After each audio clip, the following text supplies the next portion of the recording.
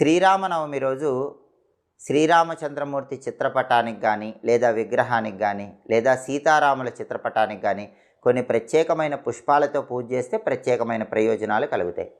శ్రీరామనవమి రోజు రాముణ్ణి జాజిపూలతో పూజించినట్లయితే మనలో ఉన్న దుష్టగుణాలు తొలగిపోతాయి, చెడు గుణాలన్నీ తొలగిపోతాయి, ఉద్యోగం తొందరగా వస్తుంది. ఎవరికైనా తొందరగా ఉద్యోగం రావాలంటే రాముణ్ణి జాజిపూలతో పూజించాలి. శత్రువులు ఎక్కువగా ఉన్నవాళ్ళు శత్రుబాధల నుంచి బయటపడాలంటే సంపంగి పూలతో శ్రీరామనవమి రోజు శ్రీరాముడిని పూజించాలి. జాతకంలో 12 రకాలైన కాలసర్పదోషాల్లో ఏదో ఒక కాలసర్పదోషం ఉండటం వల్ల సమస్యలు ఎదుర్కొంటూ ఉంటే కాలసర్పదోషాలన్నీ పోవటానికి పారిజాత పుష్పం ఒక్కటైనా శ్రీరామనవమి రోజు శ్రీరామచంద్రుడి దగ్గర నుంచి నమస్కారం చేసుకోండి.